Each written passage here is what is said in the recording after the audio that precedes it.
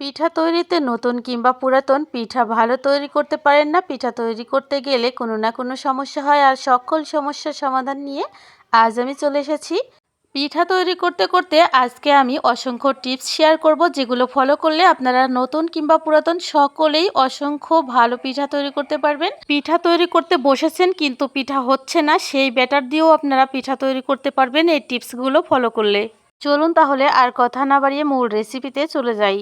তো আজ আমি বেশ কিছু চাউল এখানে ভিজিয়ে নিয়েছি। এখানে 5 কেজির মতো চাউল রয়েছে, আর চাউলটা আমি আধা ঘন্টা ভিজিয়ে রেখেছিলাম। এবার এই চাউল থেকে আমি পানিটা ফেলে দিয়েছি। এবার এই চাউলটা আমি ঝরনা দিব। চাউলের মধ্যে থেকে সম্পূর্ণ পানিটা আমি বের করে নিব, কারণ এই চাউলটা আমি মেশিনে ভাঙাতে দিব। আর মেশিনে ভাঙানো চাউল বাড়িতে এনে তারপর কিন্তু চালতে হয়, কারণ চাউলের মধ্যে অনেক সময় ছোট ছোট দানা দানা চাউল থেকে যায়। এবার পিঠা তৈরি করার জন্য পানি গরম করে নিতে হবে, আর পিঠা তৈরি করার জন্য পারফেক্ট পানি গরম কিন্তু ইম্পর্টেন্ট একটা জিনিস। পাতিলের নিচে হাজারো বাবুলের তৈরি হয়েছে, আর একটা একটা করে ছুটে উপরের দিকে উঠে আসছে। ঠিক বলক উঠে আসার আগ মুহূর্তে পানিটা নামিয়ে নিতে হবে। এইখান থেকে আমি বেশ খানিকটা পানি সরিয়ে নিলাম, সম্পূর্ণ পানি একসাথে দেওয়া যাবে না। তো পানির মধ্যে আমি প্রয়োজন মতো লবণ দিয়ে দিচ্ছি, আর এবার আমি চাউলের গুঁড়িগুলো দিয়ে দিচ্ছি। এই পানিটা কিন্তু পর্যাপ্ত পরিমাণে গরম রয়েছে, কোনোভাবে হাত দেওয়া যাবে না। পানিটা ফুটে ওঠার আগ মুহূর্তে হাত দিতে পারবেন, কিন্তু কিছুক্ষণ রাখতে পারবেন না। ঠিক এই মুহূর্তে পানিটা নামিয়ে নেওয়া হয়েছে। এবার পর্যাপ্ত পরিমাণে গুঁড়ি দিয়ে আমি একটা ব্যাটার তৈরি করে নিলাম, আর ব্যাটার উপর থেকে ছাড়লে গোলার মধ্যে এইরকম গুটি গুটি বুটবুট উঠবে, তবে বুঝতে পারবেন ব্যাটারটা একেবারে পারফেক্ট। এদিকে মাটির চুলায় একটা সাজ বসিয়ে নিচ্ছি, আর সাজটা আমি খুব ভালো করে ধোয়া ওঠা গরম করে নিয়েছি। অবশ্যই সাজটা কিন্তু ধোয়া ওঠা গরম করে নিতে হবে, তবে চুলার আঁচটা কিন্তু কিছুটা অবশ্যই কমিয়ে রাখতে হবে, মাঝারি আঁচ। তো গরম সাজে পিঠা দিয়ে দিতে হবে ঠিক এইভাবে। তো এক এক করে সবগুলোতে আমি ব্যাটার দিয়ে দিচ্ছি।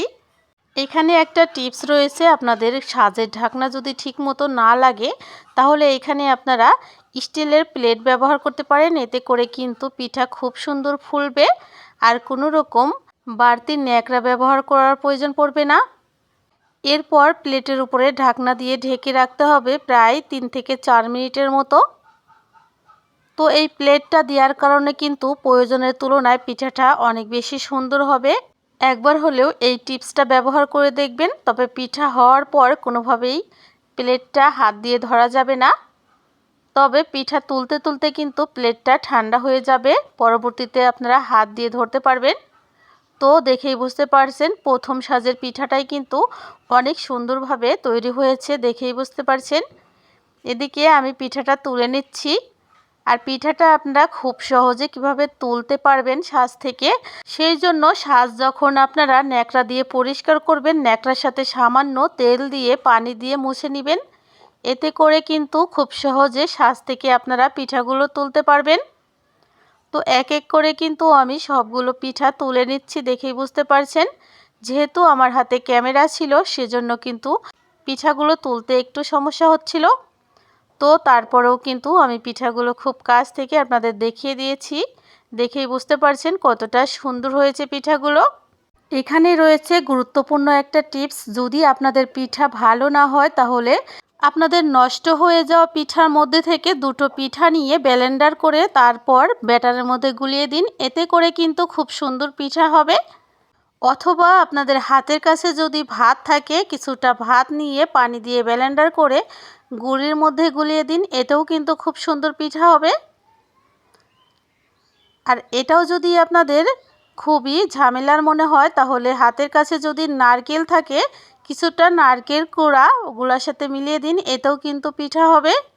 কথা বলতে বলতে কিন্তু আমাদের দ্বিতীয় সাজ পিঠাও কিন্তু তৈরি হয়ে গেছে, দেখেই বুঝতে পারছেন পিঠাগুলো কতটা লোভনীয় ও সুন্দর হয়েছে। চালের গুঁড়ি পাতলা করে গুলিয়ে চুলায় কিছুটা জাল করে নিয়ে ঘন হয়ে আসলে ব্যাটারের সাথে মিলিয়ে দিন, এতেও খুব সুন্দর পিঠা হবে।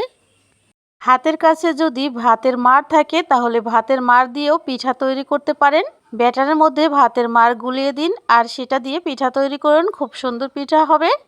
আর আমার টিপসগুলো আপনাদের কেমন লেগেছে জানাতে কিন্তু ভুলবেন না। যখনই আপনারা পিঠা তৈরিতে সমস্যায় পড়বেন তখনই আমাকে স্মরণ করতে পারেন, আমি কিন্তু সব প্রশ্নের উত্তর দেব। আর সেই সাথে আমি যে টিপসগুলো শেয়ার করেছি সেগুলো ফলো করবেন, ইনশাল্লাহ আপনারা খুব সুন্দর ভালো পিঠা তৈরি করতে পারবেন। দেখতে দেখতে আমি বেশ কিছু পিঠা তৈরি করে নিয়েছি আর পিঠাগুলো আমি আপনাদের কাছ থেকে দেখিয়ে দিচ্ছি। এভাবে পিঠা তৈরি করে আপনারা গুড়ের রসে ভিজাতে পারেন, দুধের রসেও ভিজাতে পারেন, আবার চাইলে মাংস দিয়েও খেতে পারেন। আজ এখানে বিদায় নিচ্ছি, দেখা হবে আগামী পর্বে। সেই পর্যন্ত ভালো থাকবেন। আল্লাহ হাফেজ। আসসালামু আলাইকুম।